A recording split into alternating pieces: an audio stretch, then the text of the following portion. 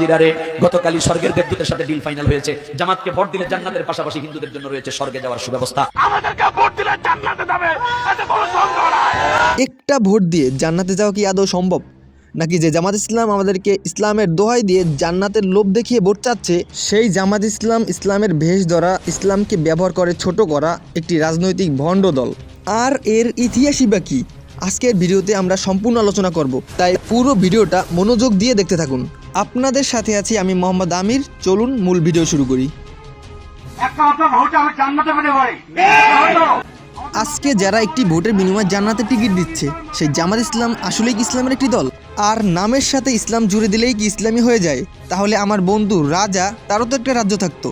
দেখ ভাই, রাজা নাম বা ইসলাম নাম থাকলেই কেউ ইসলামী বা রাজা হয়ে যায় না। জামাত ইসলাম যদি আসলেই একটি ইসলামপন্থী দল হয়, তাহলে ৬৬-তে ৬ দফা বিরোধী, ৭১-এ নারী দর্শক, রাজাকার, স্বাধীনতা বিরোধী কারা?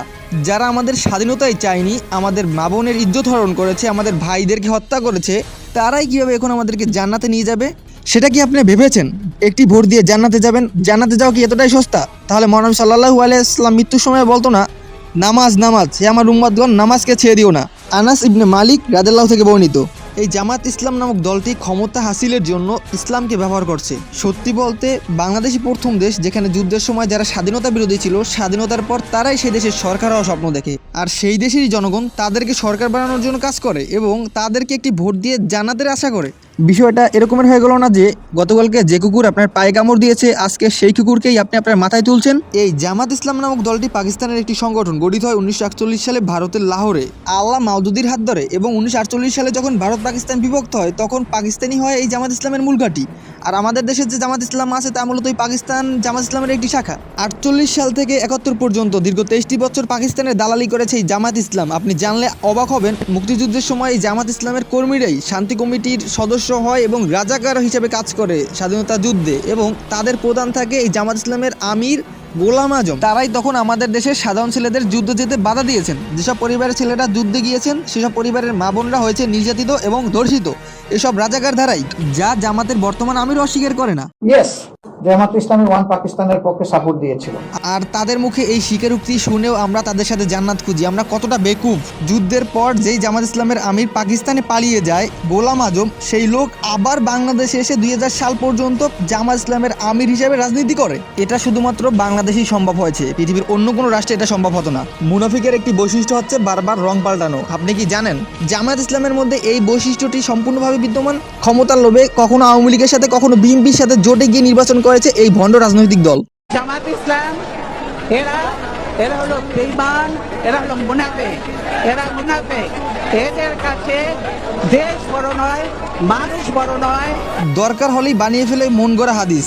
এই অন্ধকার কবর কাউরে ছাড়বে না, এমন একটা অন্ধকার কবর আমি নিজে চোখে দেখেছি। আযাব কি আযাব কি আযাব! সেই আযাবের থেকে বাঁচার জন্য আজ আমরা এই জামাত ইসলামে চলে এসেছি। সেই রাজনৈতিক দলের কর্মী আজ ঢাকা বিশ্ববিদ্যালয়ের ভিপি। ভাবা যায়, আমরা যেখানে ভারতের দালালদেরই ঠাঁই দিচ্ছি না, সেখানে পাকিস্তানের দালাল কিভাবে অবস্থান করে? জুলাই আন্দোলনের মধ্য দিয়ে গঠিত হয় এনসিপি দল, সেই জামাত ইসলামের সাথেই কিভাবে জোটে যায় আমার প্রশ্ন। নাকি তাদের মধ্যেও ক্ষমতার লোভ এসে পড়েছে? বাংলাদেশ একটি মুসলমান প্রধান দেশ, তাই আমরা বাংলাদেশের মুসলমানরা চাই বাংলাদেশ সরকার দেশ চালাবে কোরআনের আইন দ্বারা। তাই বলে কি আমরা জামাত ইসলামকে ক্ষমতায় বসাবো?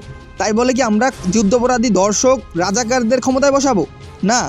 কয়লা ধুইলে যেমন ময়লা যায় না, তেমনি জামাত ইসলাম আজকে যে আমাদের সাথে মুনাফিকি করবে না বা বেমিনি করবে না, তার কি বিশ্বাস আছে? বাংলাদেশে যদি নামাজ কায়েম হয়, 18 কোটি মানুষ নামাজ পড়বে। আপনি একটা ভোট দিয়ে 18 কোটি মানুষের নামাজের সওয়াব।